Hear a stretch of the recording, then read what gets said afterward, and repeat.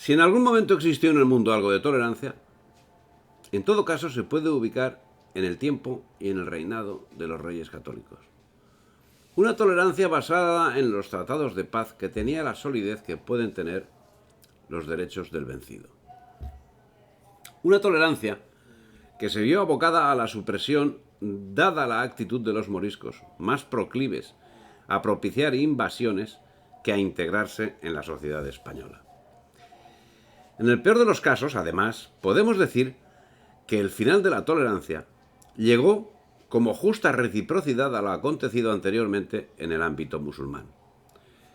Tudmir, o de otra forma llamado Murcia y Alicante, Toledo, Córdoba, Mérida, Elvira, en Granada, y un largo etcétera, no tan famoso, coincidieron en su propia carne con la generosidad de los invasores y la forma que tenían de respetar los pactos.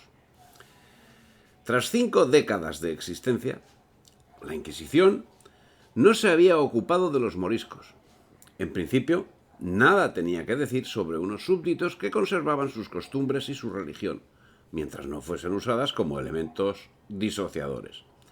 Algo que a la corta resultaría que fue. Concluida la Reconquista, era lógico, no solo por la idiosincrasia del momento, sino por lógica aspiración intemporal, que el reino hispánico pretendiese la incorporación no solo geográfica, sino también ideológica de los habitantes del reino de Granada.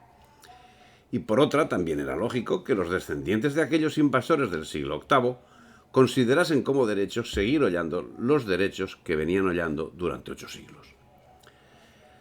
La firmeza en los postulados de Reconquista y la falta de aceptación de la evidencia por parte de quienes tras 8 siglos seguían sintiéndose ajenos al proyecto nacional de España, motivó que los granadinos se sublevaran por primera vez el año 1500, claramente motivados por la política intransigente de Cisneros, dicen algunos.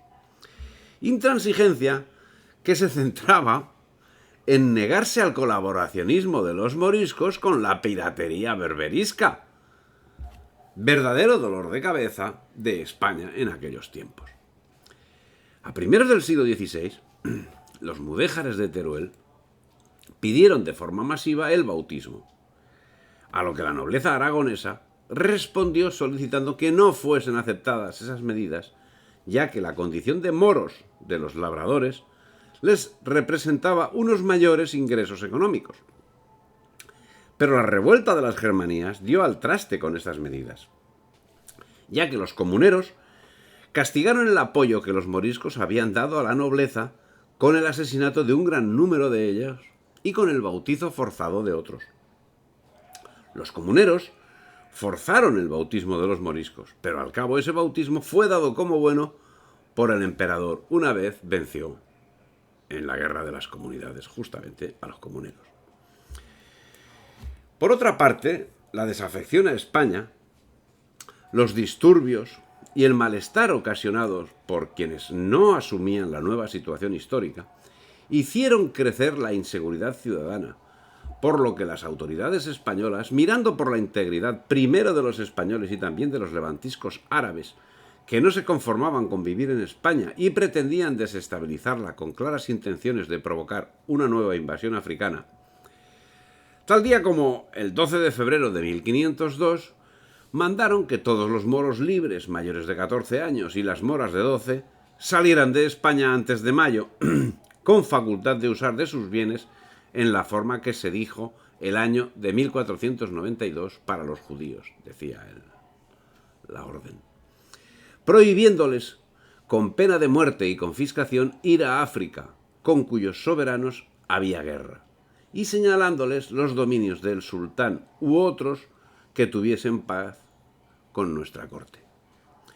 Este decreto de conversión o expulsión era privativo para el reino de Castilla, que no para el de Aragón o los otros reinos. En la corona de Aragón se instauraría el 8 de diciembre de 1525.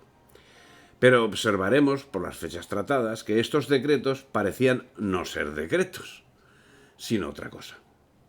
Tampoco se llevaban a efecto la labor evangelizadora, Hasta en 1526, en breve firmado por el emperador, se reconocía la débil acción evangelizadora llevada sobre la población morisca. En cualquier caso, con la expulsión se puso fin a un problema serio que podía haber comportado una nueva invasión africana. Pero no se extirpó totalmente el problema porque, para eludir ser expulsados, un importante número de musulmanes aceptó falsamente el bautismo con la intención de quedarse en España. Muchos con sana intención, pero otros con la aviesa de quedar como quintacolumnistas, espías al servicio de potencias extranjeras y cabeceras de playa en eventuales invasiones. Para los encargados de las estadísticas había resultado un gran éxito. El problema mudéjar había desaparecido. ¿Pero qué había quedado en el lugar? Lo mismo preexistente, pero ahora con otro nombre: el problema morisco. Durante ese tiempo, y como consecuencia de los conflictos que habían conducido al bautismo forzado de multitud de mudéjares, la Inquisición era benévola, consciente de que mucha culpa de su situación correspondía a la actuación de los cristianos viejos. Se multiplicaron los edictos de gracia, pero ni por las buenas ni por las malas aceptaban los moriscos la nueva situación. Se pensará que es el mismo caso que el acontecido con los judíos conversos. Pero veamos, parece que coincide punto por punto con ellos. Pero en ese caso, no existe la presión de un grupo social que se mantiene en sus costumbres anteriores sobre un grupo que las cambia de forma voluntaria. En el caso de los moriscos, son todos los mudéjares los que se ven impelidos a bautizarse o a exiliarse. La preexistencia de mudéjares bautizados voluntarios no es significativa para emparejar ambos fenómenos. Las características del problema morisco eran distintas a las características del problema judío, porque así como el judeoconverso pugnaba por no ser distinguido de los cristianos viejos y solo las malas artes de sus enemigos, muy en especial los que perseveraban en el judaísmo, lograban ponerlos en evidencia y sacar de ellos incluso lo que no tenían en propiedad, los moriscos se encontraban enmarcados en núcleos perfectamente identificados, en un estado de integración social sencillamente inexistente. El acoso del turco, lejos de remitir, fue creciendo con la ayuda de los moriscos. El acoso llegó a ser de tal grado que se pusieron en peligro las islas del Mediterráneo, a las que fue menester dotar de defensas que mejorasen las ya existentes. E incluso en 1551 una ofensiva turca obligó a disponer un fuerte sistema defensivo de Cartagena, organizando la milicia murciana. Pese a los obstáculos iniciales, la movilización fue un nuevo campo de experimentación para observar su capacidad de mando y depurar en años sucesivos el sistema. En julio de 1555, una galeota turca dio pie a una nueva intervención militar en las costas de Vera.